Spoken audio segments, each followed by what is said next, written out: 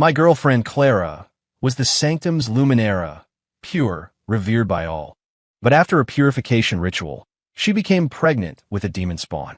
She knelt before me, tears streaming down her face, swearing she'd been corrupted by demonic energy, that it wasn't her fault. For her, I covered up, desperately searching for a way to cleanse the fetus. 3 months later, I found her in the forbidden vault, entwined with a young demon. The creature was licking her swollen belly, and her face was a mask of pure ecstasy. When she saw me, she threw herself in front of the demon, her holy light flaring. He's just a child. It was I who couldn't resist the temptation. I who stole his innocence. She cried, Ethan, I was wrong about you. I will not let you harm him. I laughed. So my 8 years of devotion were nothing but a joke. I turned and walked to the highest level of the sanctum, to the place where the fallen angel, Lilith, was imprisoned. I crushed the pact stone that bound me to Clara. Your precious Luminara ran off with a demon, I said, and this warden is officially off the clock. I looked into the darkness where she was chained. Now, I need a woman to fill the void in my body and soul. Interested, the sound of shattering shackles echoed in the chamber. A body, so divine it drove gods to madness, pressed against my back, her hot breath ghosting across my ear. Little warden, she whispered, her voice a seductive rasp of 1,000 years of silence. I've been celibate for a millennium waiting for this day. Are you ready to receive your divine punishment? Crack! The runic chains that had imprisoned her for 1,000 years shattered into dust. I didn't even see her move. One moment she was behind me. The next her searing, soft body was flush against mine. Hot breath teased the shell of my ear. Her voice a cocktail of ancient gravel and raw seduction. Little warden, I watched you from this cell every single day. Saw you keep yourself pure for that counterfeit saint. Her fingertips were cool as they traced the line of my throat, sending a shiver through me. I'm far more familiar with your scent than she ever was. My heart skipped a beat. The next second, she gripped my chin, forcing me to turn and face her. Her face. It was the kind of beauty that could topple nations and inspire poetry, crafted from sin and starlight. One look from her was enough to make a god fall from grace. She smiled. For your first divine punishment, I'll be gentle. Her lips met mine, a touch that was both soft and domineering. There was no room for refusal, no possibility of resistance. MMPHH. The sanctum's ward bell shrieked to life, a piercing alarm that ripped through the sky. Heavy, frantic footsteps began storming up the levels toward the vault. She finally broke the kiss, her crimson tongue darting out to lick her lips, savoring the taste. Not bad. My chest heaved as an unfamiliar fire raged through my veins. She pressed close again, her warm fingertip drawing a complex rune over my heart. A searing power branded itself onto my very soul. The sigil of the Forsaken. My personal mark, she purred. From now on, you are mine. She took my hand, lacing her fingers through mine. The heat where our palms met was staggering. Hold on tight, my little man, she whispered. We're going on our honeymoon. As we fled, I instinctively glanced back. At the entrance to the vault, Clara stood clutching the young demon, her face a storm of shock and raw jealousy. She couldn't comprehend why I, who had always been at her beck and call, would commit such an act of rebellion. Lilith noticed my gaze. She chuckled, then deliberately planted a searing kiss on my cheek. With a triumphant flourish, she wrapped her enormous black wings around me, cocooning me completely. Boom! The protective barrier at the top of the sanctum shattered like glass. The cold, liberating wind of the outside world rushed in, and I felt a sense of release so profound it was dizzying. Lilith shifted in my arms, finding a more comfortable position. First things first, she said, her voice lazy and full of promise. We find a place to properly punish you. Her tone was playful, but beneath it, I could hear a flicker of anticipation she couldn't quite hide. We landed in a ruined chapel on the outskirts of the city. The place was long abandoned, its idol draped in cobwebs and broken. Come here. Lilith, perched on the idol's fractured arm, crooked a finger at me. She was inspecting a gash on my forearm, a souvenir from shattering the barrier. Her fingertips glowed with a dark, violet light, as she gently brushed them over the wound. A tingling itch spread from the cut as it healed before my eyes. "You're sturdy," she murmured. Her hand didn't move after the wound was gone, her fingers instead tracing lazy circles over my tense abdomen. Better built than I imagined. My body went rigid. I caught her mischievous hand. "Don't." She just giggled, like a cat that had successfully stolen the cream. Just then, the sound of frantic footsteps echoed outside the chapel. Clara had arrived, flanked by a squad of sanctum paladins and the little demon. She stood at the chapel entrance, her holy light flickering erratically around her, making her look both ragged and furious. "Ethan!" she shrieked, her voice sharp with rage as she pointed a trembling finger at me. "You've allied yourself with the Forsaken. You betrayed the sanctum. You betrayed me." Beside her, the young demon, whose name I now knew was male, peeked out and let out a defiant hiss. Before I could speak, Lilith, still sitting on the idol, laughed. She didn't even bother to stand, just languidly lifted an eyebrow. An invisible pressure instantly filled the chapel. Thump, thump. All the paladins, except for Clara, collapsed to their knees, their weapons clattering on the stone floor. Lilith's gaze fell on Clara, a look of dismissive appraisal in her eyes. "That light-woven dress you're wearing. It's a style I discarded 3 centuries ago," she said coolly. "Your taste is as stale as your piety." The color drained from Clara's face. Her status as the Luminera, her beautiful, light-infused robes, the thing she was most proud of, were dismissed as worthless. You fallen thing. What would you know?" Clara shot back, her voice lacking conviction. I took a step forward, placing myself between her and Lilith, and drew the Guardian's blade from my hip. The point was aimed directly at Clara. It was the first time I had ever drawn my weapon on her. "Clara, the moment you chose him and raised your power against me," I said, my voice cold as ice. "All that was left between us was this." As my words faded, a pair of soft arms wrapped around my waist from behind. Lilith rested her chin on my shoulder and smiled at the pale-faced Clara. "See? He's mine now." She deliberately nuzzled the crook of my neck, inhaling deeply before letting out a satisfied sigh. "Smell that? He already has my scent on him. Your sanctimonious stench has been completely washed away." "You!" Clara trembled with rage, her holy light flaring and dimming with her erratic emotions. Lilith waved a dismissive hand. The scene before us dissolved into chaos as the paladins were plunged into a violent illusion, turning on one another. Lilith took my hand and led me past them, leaving Clara standing alone, screaming hysterically. "Ethan, come back. You can't leave with her." Her voice grew fainter and fainter until it was swallowed by the silence. Lilith brought me to a place called the Abyss of the Fallen. I had expected a grim, bone-littered hellscape. Instead, I was greeted by the sight of a breathtaking subterranean cosmos, a river of stars flowing overhead and an endless field of crystalline purple flowers underfoot. "Surprised?" Lilith asked, strolling through the flowers, her hand in mine. "I was imprisoned here for 1,000 years, she said softly. "And from here, I watched you grow from a rookie on patrol into the Sanctum's youngest guardian." She stopped and turned to face me. "I watched you make your rounds in the vault every day. I watched you practice with your sword under the moonlight, all for her. I watched you give all your tenderness, all your devotion to that worthless fool." Her voice was quiet, but it carried the weight of a millennium of loneliness. A pang of something unreadable hit my chest, leaving me speechless. All this time, from a place I never knew existed, a pair of eyes had been watching over me. She raised a hand, and a single, jewel-like drop of crimson blood materialized at her fingertip, pulsing with immense, pure power. "Little Warden, the pact the Sanctum gave you was a leash, a set of chains. My pact is a gift." She pushed the drop of blood toward me, her gaze both a tempting invitation and dead serious.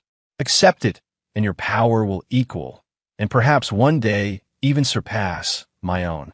But from this moment forward, your body, your heart, your every breath will be shared with me."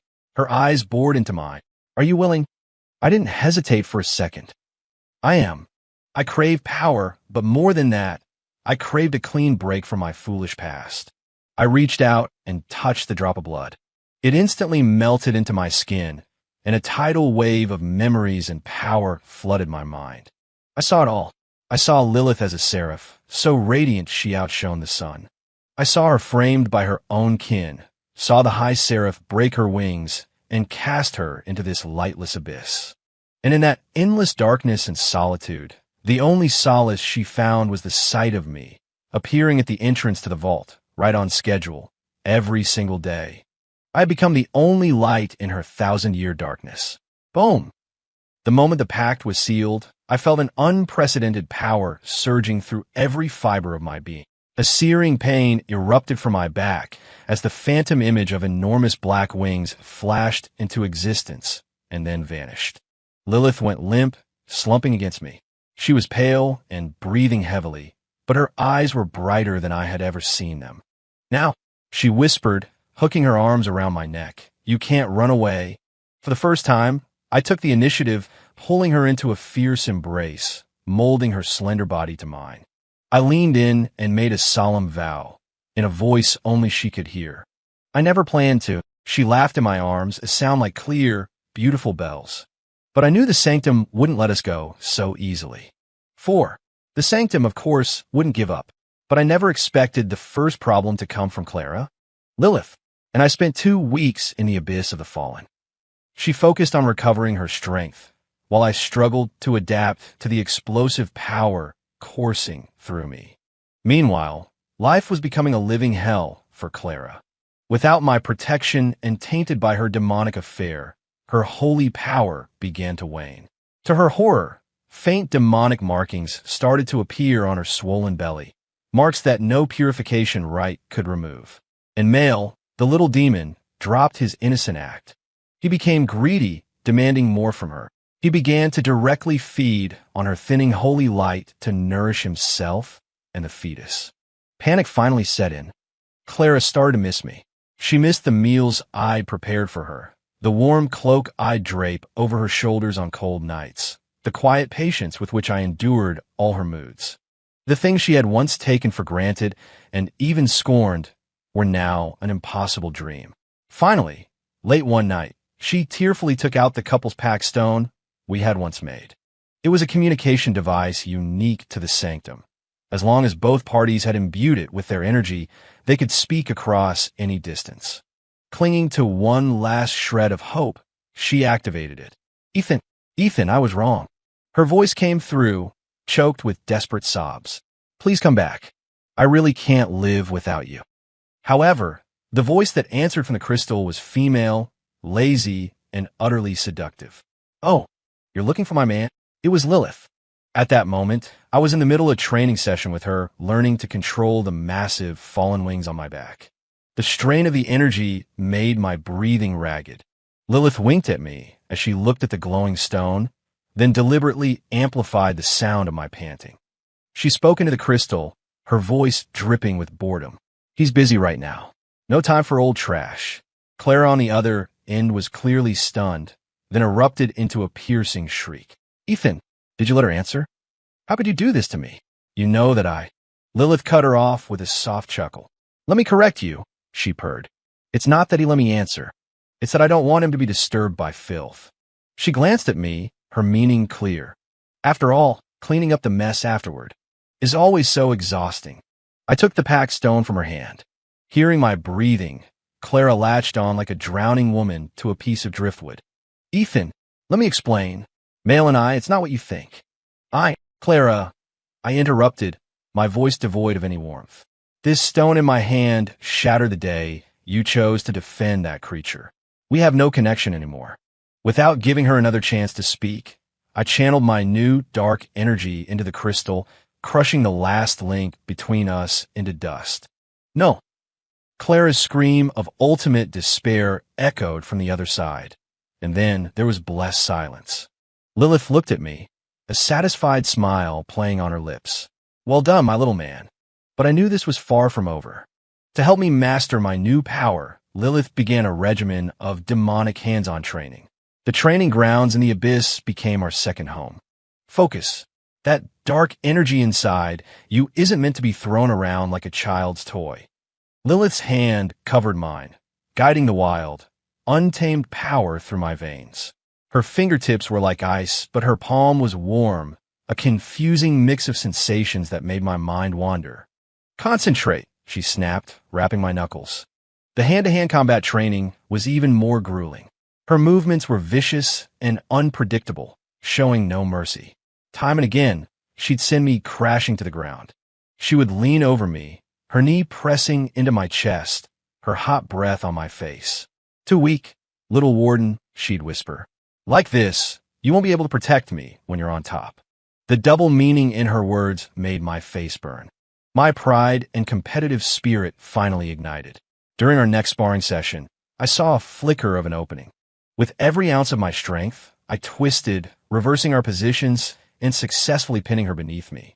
The training grounds fell silent. I was on top of her. She was beneath me. Our eyes locked, and the air crackled with a dangerous, ambiguous energy. She slowly licked her lips, a world-tilting smile spreading across her face. "Not bad. Finally acting like a man," she purred.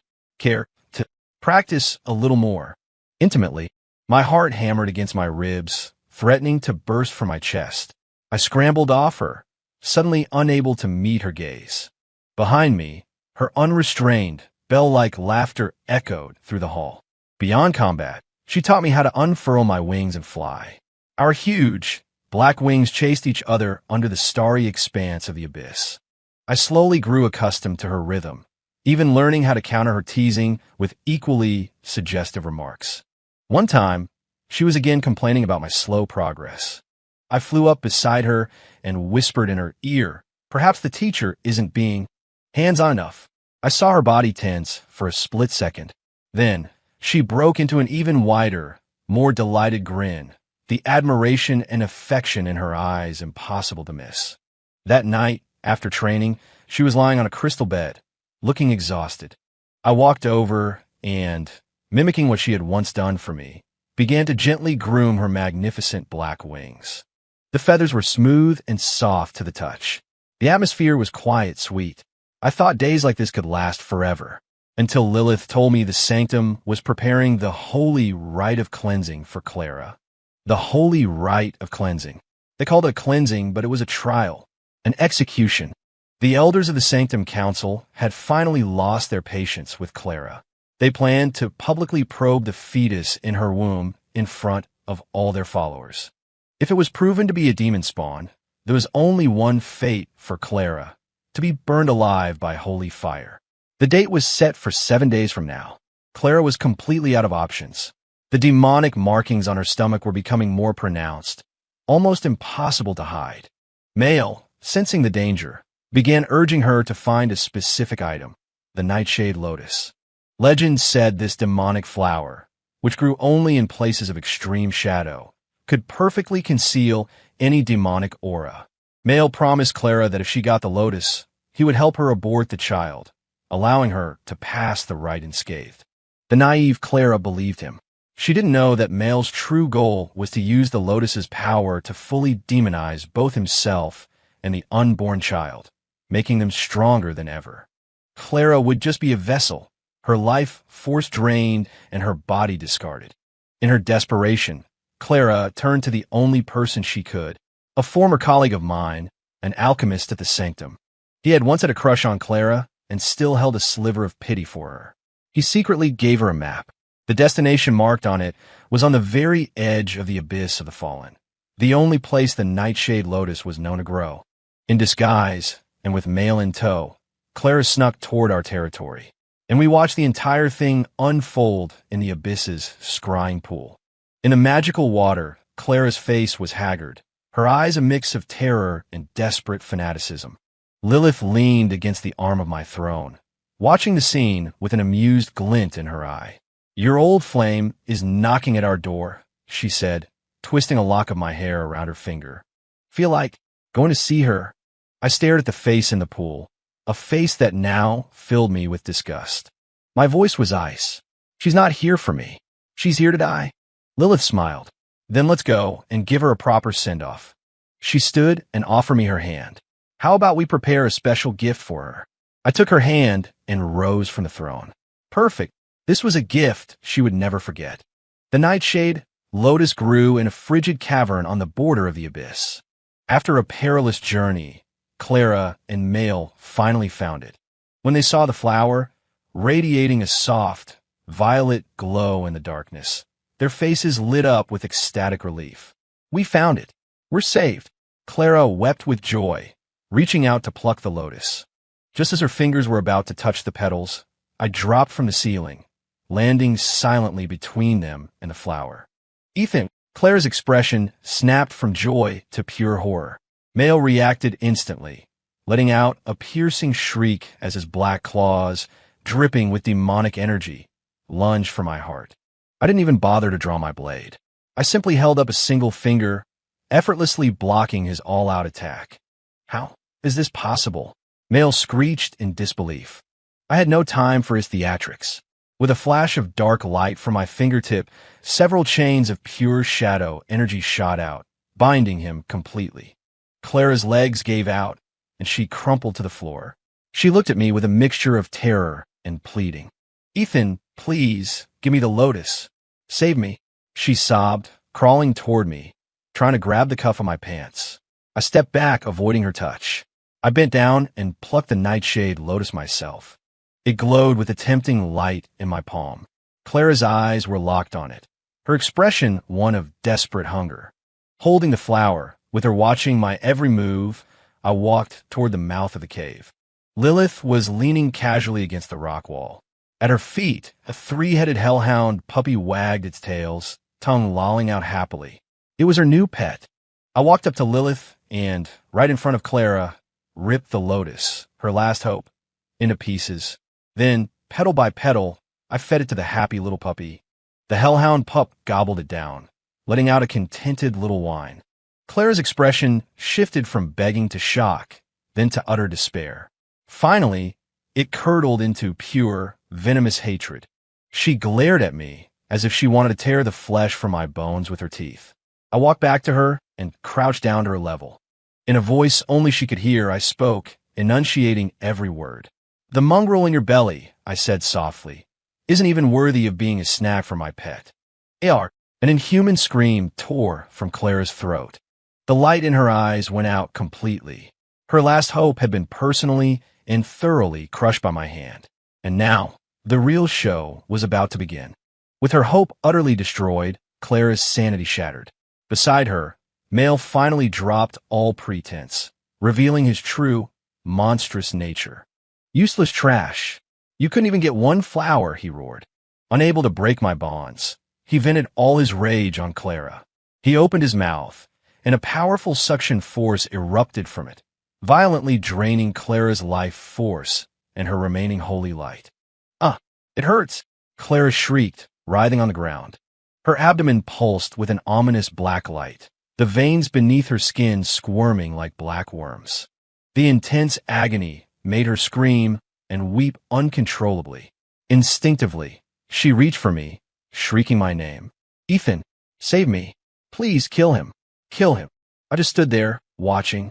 It was like observing a bizarre, pathetic play that had nothing to do with me. Lilith sidled up to me, her voice a soft whisper in my ear.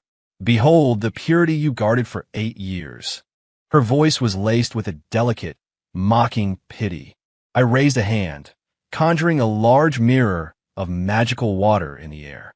It clearly reflected Clara's current state, twisted by demonic energy, her face grotesque and hideous. Next to that image, another scene appeared in the mirror, the memory from 3 months ago in the vault. Her face, flushed with pleasure, as she lay in Male's arms, letting him lick her belly. The contrast was brutally ironic. You chose this, Clara, I said, looking down at her from my full height. You were the one who said he was just a child, that he was innocent. You were the one who claimed it was you who couldn't resist, that you stole his innocence. I repeated her own words back to her, one by one. No, that's not. Staring at the 2 images in the mirror, then at the monster currently devouring her life, Clara finally broke under the combined physical and psychological torment. She began to laugh and cry at the same time, her words nonsensical. I couldn't be bothered to look at her anymore. I turned, ready to leave the filthy cave with Lilith. A final sentence echoed behind me. Enjoy your love. We hadn't even reached the entrance, however, when a crushing wave of holy power descended from above. The sanctum had arrived. The High Elder of the Sanctum Council arrived in person. When he saw the half-demonic Clara writhing on the cave floor and the bound, snarling male, his ancient face turned a furious shade of purple. The Luminera consorting with a demon. It was the greatest scandal in the Sanctum's 1,000-year history. A disgrace upon the Sanctum. The High Elder trembled with rage, pointing a shaking finger at Clara. Eradicate this shameless woman and that demon spawn on the spot. Purify them. The paladins behind him immediately moved to obey, raising their swords of light. Then, the High Elder's gaze fell upon me. And you, Ethan. His eyes were like poisoned daggers. Traitor to the Sanctum, consort of a fallen angel. Today, you too will face the final judgment of the light. At the word judgment, I laughed. I turned to face the sanctimonious old fool. Judge me, I scoffed. You? A pack of ancient parasites who feast on the faith of your followers just to prolong your pathetic lives. The moment I finished speaking, Lilith unfurled her massive, sky-blotting black wings beside me. The entire cave was plunged into darkness. She floated into the air, looking down on the assembled paladins, her voice cold and imperious. Today, I will be the one to judge your hypocrisy. The battle erupted. Lilith and I stood shoulder to shoulder. You take the old man, I said. I'll handle the grunts. Lilith gave me a wicked smile. Make it quick. I'm still waiting for you to punish me, you know. I wasted no more words, charging headfirst into the so-called elite paladin squad. My former colleagues. My former rivals. Now, before the power of the Forsaken, they were nothing. Dark energy became a weapon in my hands. I didn't even draw my blade. Bare-handed, I tore through their ranks, leaving a trail of broken bodies and shattered faith. They stared at me in terror, unable to believe that the silent, stoic warden of the vault was now this decisive, terrifyingly powerful warrior. Meanwhile, the fight between Lilith and the High Elder was already over. The Elder's vaunted holy adjudication was like a child's sparkler against her power. She defeated him with ease, pinning him under her foot. In front of everyone, she began to list his crimes, embezzling sanctum resources for decades, enriching himself, persecuting anyone who opposed him. The light you worship is built on this rotten foundation, she declared. Pathetic. As the truth was revealed, the paladins' morale crumbled. The faith on many of their faces began to crack. The era of the sanctum was coming to an end. 10 in the chaos of the battle. Mail managed to break my weakening bonds and transformed into a shadow, attempting to escape into the earth. I snorted. A new, faster shadow chain shot from my hand, wrapping around his ankle and yanking him brutally out of the ground. Going somewhere, I strode over and planted a boot on his chest. I didn't kill him right away. Instead, I raised a hand, forming a dagger from pure dark energy, and plunged it into his abdomen, shattering his demonic core. Ark! Male shrieked in agony as his body shriveled, reverting to the weakest, most harmless infant form of his species. On the other side of the cave, Clara, having been drained of most of her life force, had lost her mind completely. Clutching her stomach, she laughed and cried as the holy and demonic energies within her clashed, lashing out at everything around her. The two opposing forces reached a critical point. Finally, they triggered a catastrophic explosion within her own body. Boom! A blinding white light and a bottomless black void twisted together, consuming the entire cavern. In the final moment before the blast, Clara's clouded eyes seemed to clear for a second. She looked in my direction, her lips moving as if to say something, but no words came out. I had shielded myself and Lilith with a barrier of fallen energy, and we watched impassively as she was devoured by the chaotic forces she had unleashed, turning to ash.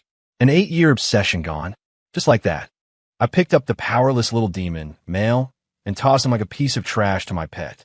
The three-headed hellhound puppy yipped with joy, snatched its new toy, and scampered off to a corner to play. The remaining sanctum forces, seeing their elder defeated and their Luminara self-destruct were utterly broken. They fled in terror.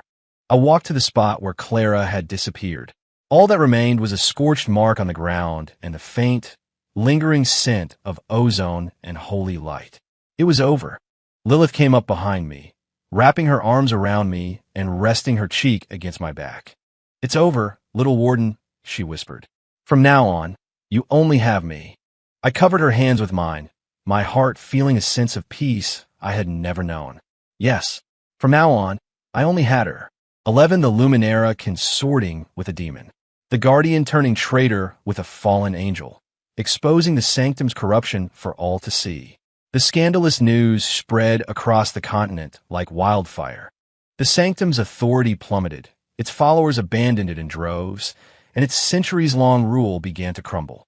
And Lilith and I became the subjects of a new legend, sung by traveling bards. We were no longer fugitives.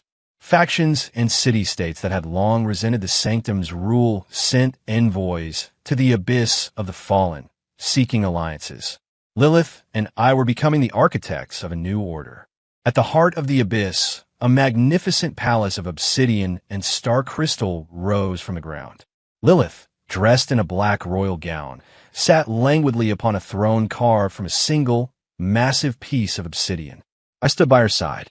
In front of an assembly of visiting demon lords and ambassadors from various races, she suddenly crooked a finger at me. To everyone's astonishment, she pulled me down to sit on her lap. The position was incredibly intimate, and I instinctively tried to shift away. She held my waist firmly, keeping me in place.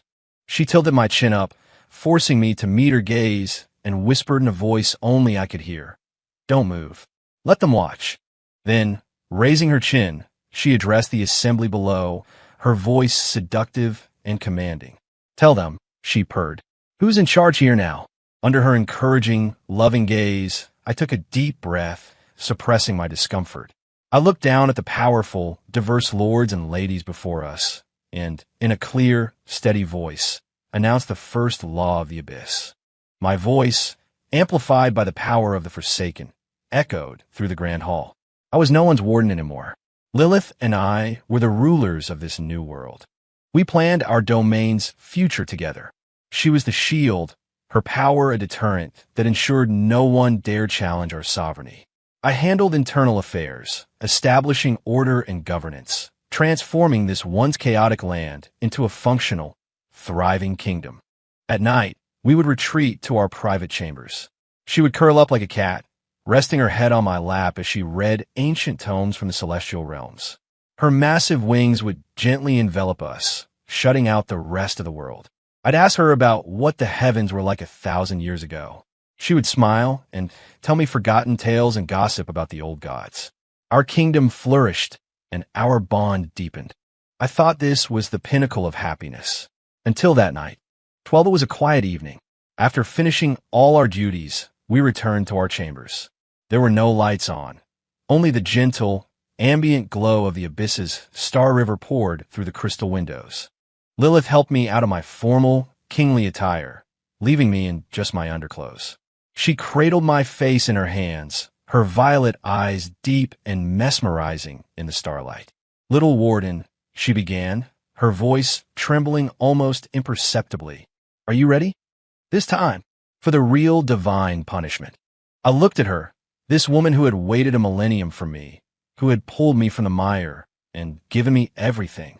I was no longer the boy who would blush and stammer at her teasing. I took the lead, kissing her, swallowing all her unspoken anxieties and hesitations. I swept her up into my arms and carried her to the enormous bed, which was draped in soft, black velvet. I whispered in her ear, my voice husky. I didn't wait 1,000 years for this. I couldn't have waited that long. She laughed beneath me, but the corners of her eyes glistened with tears. "Ethan," she breathed, her arms wrapped around my neck, her gaze piercingly sincere. "I love you." It was the first time she had ever said those 3 words so directly.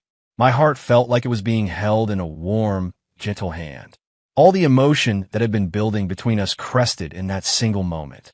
I loved her, too, from the moment she broke her chains and pulled me into her embrace. From the moment I learned that I was the sole focus of her 1,000 years solitude. From the moment we fought side by side to build a kingdom of our own. I love you too, Lilith. Outside, the river of stars flowed on. Inside, our own world ignited. She whispered in my ear, her words broken and breathless, telling me all the scandalous, secret things she had only dared to think for 1,000 years. Things that would make a god blush. And I answered her every word, her every moment of waiting, with the most direct and fervent actions I could. Her divine punishment was my greatest blessing. The next morning, the first rays of the abyss's sunlight streamed through the crystal window, falling on my face. I opened my eyes. Lilith was still asleep. One of her wings was draped over us like a blanket, while the other was wrapped tightly around me, holding me close. I looked at her impossibly beautiful face, peaceful and content in sleep, and felt a profound sense of calm settle over me. I was no longer anyone's guardian. I was just her Ethan, and that was enough.